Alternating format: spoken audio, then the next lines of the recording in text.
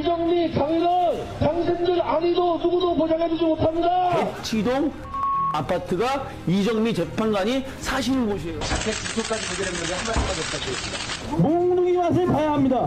아스팔트에 피를 흘리는 중도를 우리는 할 수 있는 것을 했습니다. 예, 어제 서울 도심 탄핵 찬반 집회로 뜨거웠습니다. 때가 어느 때인데 지금 우리 사회는 백색 테러를 걱정하는 세상이 돼버렸습니다. 백색 테러. 우익의 테러를 뜻하는 용어인데요. 지금 이른바 우익 세력들이 박영수 특검, 문재인 대표, 손석희 사장 이런 사람들 집 앞으로 가서 야구 방망이 흔들고 목을 쳐야 한다 외치고 암살만이 나라를 구하는 길이다. 글을 올리고 있습니다. 이정미 헌재소장 대행의 집 주소를요. 팟캐스트에서 공개하기도 했는데요. 그 박사모나 박대모 게시판에 들어가 보면은 준비물은 30cm 회칼, 흰 장갑, 유언장이다. 이런 글도 보이고요. 이정미 대행을 살해하겠다. 나는 죽어도 여한이 없다. 이런 글도 있었습니다. 이런 백색 테러 행위들에 대해서 이게 조직적이다. 배후가 있다. 이런 주장을 하는 분이 계세요. 더불어민주당 표창원 의원 직접 만나보죠. 표 의원님 나와 계십니까? 네, 안녕하세요. 박영수 특검 집 앞, 손석희 사장 집 앞, 문재인 전 대표 집 앞, 이정미 헌재소장은 집 주소 일부가 팟캐스트로 공개가 되기도 하고 이 분위기 네. 어떻게 보세요? 상당히 걱정스럽고요. 예. 한마디로 말씀드리자면 그 헌재나 특검 그리고 국민 다수를 공포에 몰아넣겠다라는 의도성이 상당히 짙게 보입니다. 그렇게 해서 그러한 공포 분위기를 조성을 해서 예. 자신들이 원하는 방향으로의 변화를 이끌어내겠다. 그런 부분들은 테러방지법에 규정한 테러 개념에 맞아떨어지거든요. 예. 그래서 이 부분에 테러다. 대해서 수사가 필요하다라고 저는 생각을 합니다. 그 인터넷 게시판에 올라오는 글들도 수위가 대단해요. 제가 앞에서 잠깐 소개했습니다만 네. 이정미가 판결 전에 사라져야 된다. 내가 살해하겠다. 나는 죽어도 여한이 없다. 이런 심한 말까지. 할복단을 모집한다. 준비물은 회칼, 흰장갑, 유언장이다. 특검 목 쳐야 한다. 이런 글들도 이거 처벌 안 됩니까? 그 중에 한 명은 자수를 했죠. 경찰이 수사한다라고 발표하는 순간 25살짜리 대학생이요. 예, 이정미 헌재소장 대행에 대한 그 살해하겠다. 네네. 그런데 다른 글들도 역시 마찬가지로 처벌 대상인데요. 문제는 경찰에서 아직까지는 적극적인 수사 의지를 보이지 않고 있습니다. 그렇죠. 그게 문제입니다. 표창원 의원님 집 앞에서도 지난달에 시위 있지 않았어요? 여러 차례 있었고요. 이제 겨우 조금 조용해졌는데 저희 지역사무소 앞에서는 여전히 시위가 이루어지고 있고요. 시위 그 자체야 얼마든지 할 수 있죠. 그런데 만약에 주민들을 괴롭게 한다든지 위협과 공포를 느끼게 하는 폭력적 언사가 행해진다면 그것은 제지되어야 합니다. 그때는 야구방망이 등장 안 했습니까? 네, 경찰에서 저보고 피신하라고 미리 연락을 줬는데 현장에는 제가 가지 않았고요. 그런 보도 내용 같은 것들은 없었던 것으로 봐서 야구방망이나 무기는 등장하지 않은 것으로 보입니다. 그럼 뭐를 가지고 그렇게 위협적으로 행동을 하든가 뭐가 등장했습니까? 우선 그 확성기로 상당히 커다란 소음이 있었고요.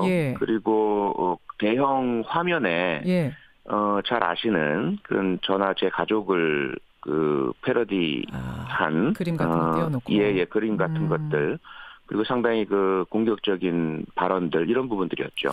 그러니까 이 집 앞 시위라는 게 광장이라든지 국회 앞이라든지 이런 데서 하는 시위하고는 느껴지는 위협의 정도가 다를 것 같아요.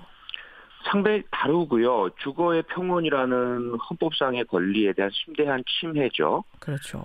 거기에다가 그 목적이 상당히 불온한 게 뭐냐 하면 저에 대한 것들도 우리 이웃들로 하여금 저 사람 때문에 이렇게 시끄러우니 저 사람 좀 내쫓자. 라는 분위기를 형성하겠다라는 게 역력하고요. 직접적 그런 내용을 표시한 글들도 상당히 많이 온라인상에서 게재가 됩니다. 동시에. 그래요. 네네. 그러니까 이게 사실은 이제 가족들 중에 예를 들어서 박영수 특검네 집이다 이러면은 그 이웃들이 아파트거든요. 이웃들이 여기가 박영수 특검네 집인지 매일 마주치는 저 아이가 박영수 특검의 집의 아이인 이거 잘 몰랐던 이웃들도 그 앞에서 확성기 틀어놓고 무슨 야구 방망이를 흔들고 하면은 달리 보이는 거예요. 이런 걸 노리는 거겠죠. 불안함. 네, 그렇습니다. 다행스럽게도 우리 이웃분들이 오히려 지지와 격려 의사를 많이 표현해 주세요. 그런 시위가 있으면. 하지만 그렇게 행하는 그 사람들로 인해서 예. 주민들이 피해를 입는 건 뭐 사실이죠. 그런가 하면 더 심각한 것도 있습니다. 가짜 뉴스. 온라인 네네. 오프라인을 가리지 않고 돌고 있는데요. 이런 것도 봤어요, 저는. 세월호 사건은 북한 지령이었다. 박원순 시장이 촛불 집회 보면서 스케이트장이나 개장할 걸 하고서 후회했다. 이런 게 네. 그러니까 인터넷에 설처럼 떠도는 정도가 아니라 아예 신문처럼 인쇄가 돼서 뿌려지더라고요. 네네. 가짜뉴스, 페이크뉴스라고 하는데 그 모양과 형식이 일간지 예. 그대로 담고 있고요. 그다음에 심지어는 CNN이나 BBC 등 국제적인 그 방송사의 화면을 그대로 차용해 와서 그렇죠. 내용만 바꿔서 하기 때문에 많은 분들이 혼돈을 일으키고 가짜뉴스를 믿게 되는 현상이 나타나고요. 예. 더 큰 문제는 말씀하신 것처럼 세월호와 관련된 악성 뉴스가 많다 보니까 어제 같은 경우에도 그 광장에 오시는 분들, 끝나고 가시는 분들 중에 네. 노란 배지나 리본을 달고 다니시는 분들이 친박 집회 참가자분들로부터 상당한 위협이라든지 공격이라든지 이런 것들을 당하는 일들이 계속 발생을 합니다. 그 노란 리본 같은 거 달고 있으면 뭐 빨갱이냐 이런 얘기 듣고 네네. 폭력의 위협을 받기도 하고. 근데 저는 궁금한 게요, 표창원 의원님. 이 신문, 가짜 신문 돌아다니는 거 보면 한두 장이 아니에요. 상당히 정교하게 찍었어요. 정말 진짜처럼. 그거 아파트 앞에 막 쌓여 있습니다. 네. 이걸 찍으려면 돈 들고, 운반하려면 돈 들고, 이게 과연 개인이 자기 돈 들여서 이렇게 할 수 있는 건가? 어떻게 보세요? 할 수 없죠. 할 수 없고요. 그동안 이 상황이 오기 전에도 이미 전경련에서 예. 수십억 원의 돈을 우익단체들에 지급한 상황들이 확인이 됐고요. 그리고 그 가짜뉴스 같은 경우도 본인들도 주장하건대 뭐 300만 부를 찍어냈다라고 주장을 하고 있고요. 예, 예. 그리고 그동안 그 일부 탐사 언론 방송에서도 추적을 한 결과 예.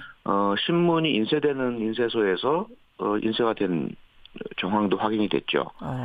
거기에 관계된 조직 단체들도 상당히 윤곽이 드러나 있고요. 예. 이런 부분들은 금액도 금액이지만 기획 내용에 대한 어떤 공유라든지 예.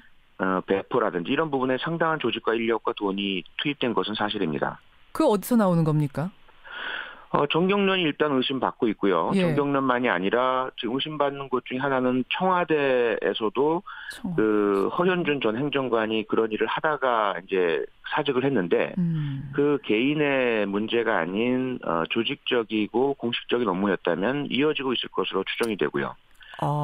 네, 그리고 자유총연맹 역시 그 물결에 합류하고 홈페이지에 보면 보수 단체의 총본산이라고 아예 명시하고 있거든요. 예, 예. 그러면서 이 탄핵 기각과 반대에 대해서 목소리를 높이고 공개 의사표명도 하고 이런 부분도 어떤 배후로 의심받고 있는 정황입니다. 그렇군요. 청취자 강명준님 외에 여러분이 지금 질문을 주시는데 근데 이렇게 가짜 뉴스가 아파트마다 넘쳐나고 있고 이 전혀 근거 없는 사실들이 진짜처럼 도배가 돼가지고 돌아다니고 있는데 경찰은 왜 보고만 있습니까? 이런 질문 주셨어요. 예, 우선 그 제가 지난 국회 상임위 안전행정위원회에서 경찰청에 같은 질문을 했었거든요. 예, 예. 그랬더니 경찰청에서는 문제가 있다는 것은 인식하고 있지만 아직까지 그렇게 수사라든지 법 집행을 해야 할 사안이라고까지는 판단하지 못하고 있다라는 답변이었고요. 이에 대해서 이제 제가 그렇지 않다라는 증빙과 주장을 하면서 예. 첫째 어떤 박근혜 직무정지 상태인 대통령의 현 상황에 대한 동정론 때문에 예. 어느 정도의 불법 행위를 그냥 방치 관용하고 있는 것 아니냐. 눈 감아주고 있는 거 아니냐 한마디로. 네네. 둘째로는 경찰을 포함한 법집행기관과 정부 요소에 예. 현 국정농단 세력과 연결되어 있는 부역 세력들이 자리 잡고 있기 때문에 편향적인 봐주기를 하고 있는 것 아니냐. 이런 질문을 제가 했고요. 답이 뭡니까?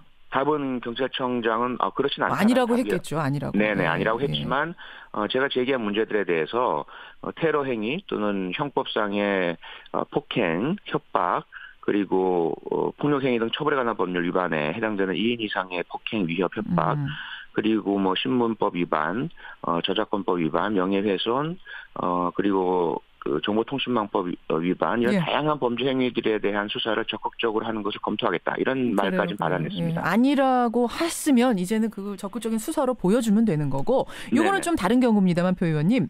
네. 인터넷 위키백화라는 게 있습니다. 누구나 네네. 접속해서 정보 수정하고 뭐 이런 온라인 백과사전 같은 건데 네. 여기다가 문재인 후보를 검색하면 조선민주주의인민공화국 정치인 이렇게 뜨고 예. 이재명 후보는 조선민주주의인민공화국 성남시장 이렇게 뜬답니다. 네네. 정대협 민주노총 이런 시민단체들에 대한 정보도 최근에 싹 바뀌었대요.